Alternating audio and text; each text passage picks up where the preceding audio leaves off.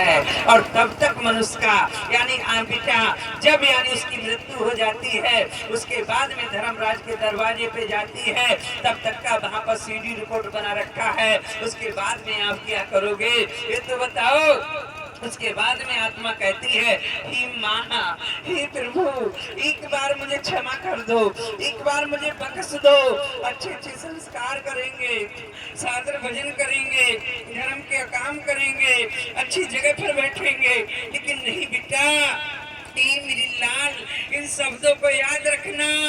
यहाँ थाना दरबार हो जाएगा, सिफारिश से छूट जाओगे, किसी का कर्जा लोगे, लेन देन देके माफ हो जाएगा। जब वहाँ की सरकार गिरफ्तार कर लेती है तो वहाँ पर कोई रिश्वत नहीं चलती है, मात्र बेटा वही चलता है, एक सत्य चलता है। इसलिए ही मेरी लाल, मैं आपसे कहती हूँ, आप मांस मुंद्रा खाते हो, आप नशा पान करते हो, आप पराई जान को काट के उसको तेल में तलते हो, उसके बाद में खाते हो और उंगली में एक फांस लग जाती है आपके, तो पूरा शरीर को चुभ देती है, दर्द तैयार कर देती है, फांस लग जाती है। तो आप ऐसा करना, माता जी की भी जो मांसाहारी हैं वो सब लोग दावत करो, लेकिन दावत करो मांसाहारी लोग एक एक छनगोरी काट के सब लोग अपनी बनाकर और दूसरे को खिलाकर दिखाओ।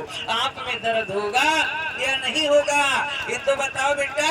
इसीलिए एक एक आदमी का, एक एक मानव का, एक एक बेटा प्राणियों का वहाँ पर सीडी रिकॉर्ड में सब दिन तारीख कैद होती जा रही है। इसलिए बेटा ऐसा समय आने वाला है, बेटा आपको 100-100 किलोमीटर की दूरी पे संत नहीं मिलेंगे, बेटा 1000-1000 किलोमीटर की दूरी पे सत्य का साथ सुनने को नहीं मिलेगा।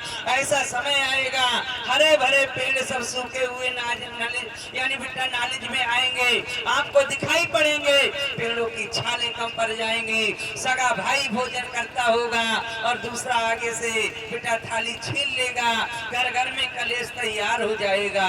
ऐसा समय आने वाला है।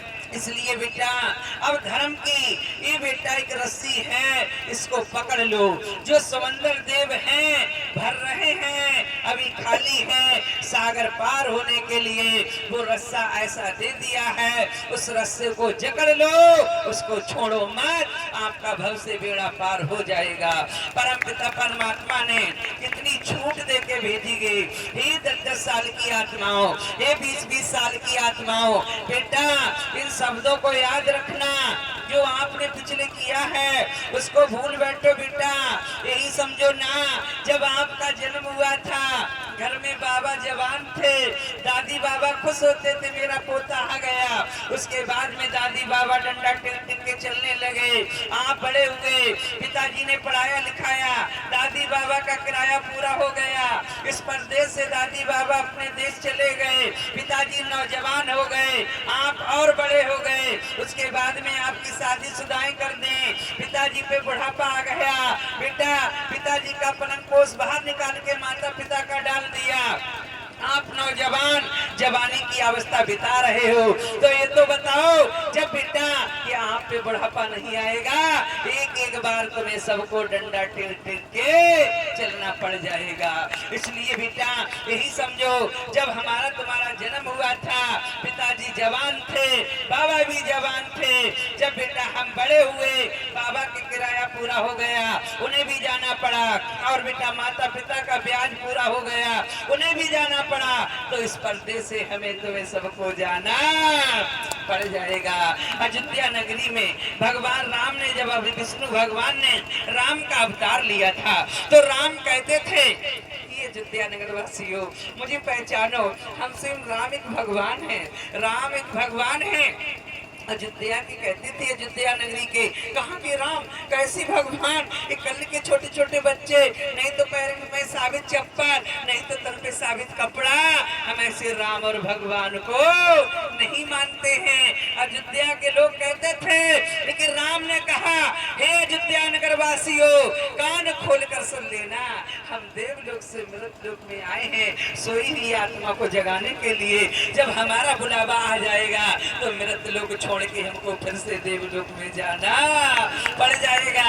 तो राम के लिए भी जल समाधि लेना पड़ गई। ये तो बताओ, उनके लिए भी जब देवलोक से फिर से बुलावा आया तो उनको भी जल समाधि लेना पड़ गई। तो हम और तुम कौन चीज हो बेटा, एक एक बार तुम्हें सबको जाना पड़ जाएगा।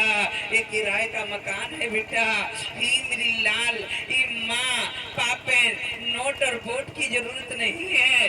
जो आपने अगले पिछले जन्मों में पाप इकट्ठा किया है, पाप के घड़े सिर पर बांध रखे हैं, मात्र बेटा मुझे उसी की ही जरूरत है और कोई चीज की जरूरत नहीं है। नहीं है, अंधकार में मत फंसो बेटा। किसी की शादी को 20 सालें हो गई हैं, 25 सालें हो गई हैं, संतानहीन है, गांठ वाले, कैंसर वाले, पथरी वाले, दौड़े वाले, प्रेत आत्माएं वाले, भूत बाधाएं वाले, जगह जगह सूचना भेजो। आज से ही रिश्तेदारियों में सूचना दो और बेटा सभी लोग यहाँ पर आने की कोशिश करें। पहले तो अपने अपने माता जी से मरीज ठीक कराओ, उसके बाद में माता जी के गुण गाओ। इसलिए बेटा कोई किसी की मजाक मत बनाओ। छोटा सा ही महात्मा हो, ज्ञान की बातें बताता हो, वो भी आपके लिए स्वयं भगवान हैं। ब्रह्मा विष्णु महेश उतर चुके हैं फकीरी के बाने में आपके दर दर भिक्षा मांगने के लिए। इसलिए बेटा कल हमारी इस बेटी पे पेशी पड़ रही थी, आज हमारी पीछू बेटी बैठी है, अभी इस पे एक आत्मा और रह गई है, वो आज इसको गिरफ्तार हो जाएगी।